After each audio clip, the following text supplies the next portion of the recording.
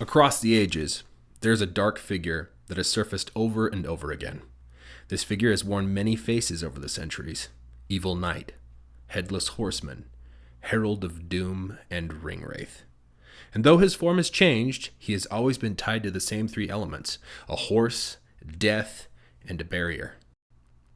In this video, we will be exploring the ancient origins and evolution of the Black Rider archetype.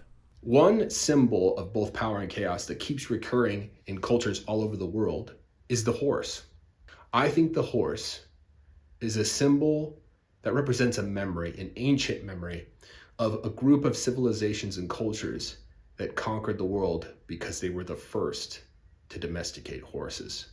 This group of cultures was called the Proto-Indo-Europeans. They brought power with them because those they conquered learned to domesticate horses, but they also brought great chaos.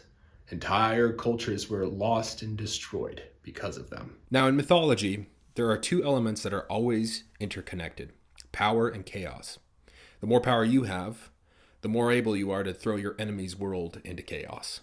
But the more power your enemy has, it is you who faces the order that holds everything you know together, completely shattering into oblivion.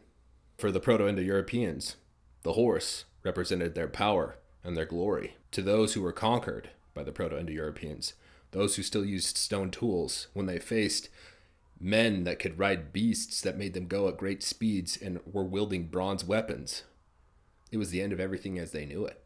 And one of the greatest evidences that prove just how powerful these cultures were can be found in our languages today. We can find bits and pieces of Proto-Indo-European in English, German, Latin, Greek, and all the languages that were born from Latin and Greek. We can also find Proto-Indo-European roots in Gaelic. We can find it also in Sanskrit. And from Sanskrit, we can find it in Sino-Tibetan languages that absorbed it through Buddhism.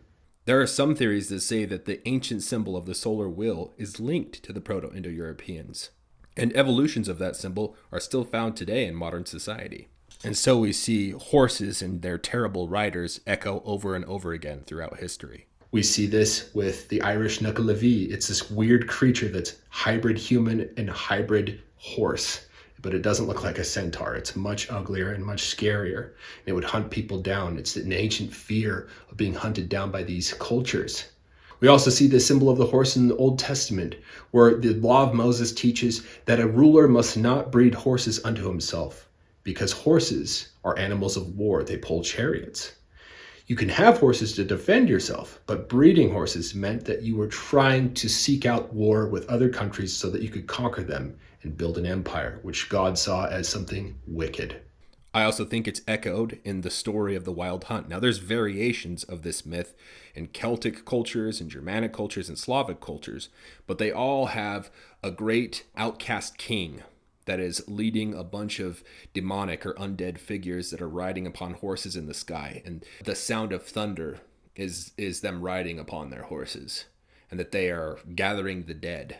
They are pronouncing doom. This pattern continues into Greek mythology. We see this in the symbol of Pegasus, a horse that can travel between the world of mortals and the world of the gods. You see this in the creation of horses by Poseidon. They were created from the ocean. And the ocean and water itself is another symbol that is linked to power and chaos, because water can quench your thirst or you can drown in it. So I find it very interesting that in Greek mythology, horses are born from water. You can also see this in the Christian New Testament in the book of Revelation.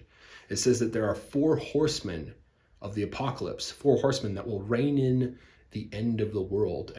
In the next video, we'll discuss Black Rider archetypes throughout mythology. I'll let Professor Tolkien give you a hint of what these dark shrouds are connected to. Stories, practically always, a human story is practically always about one thing, aren't they? Death. And the inevitability of death.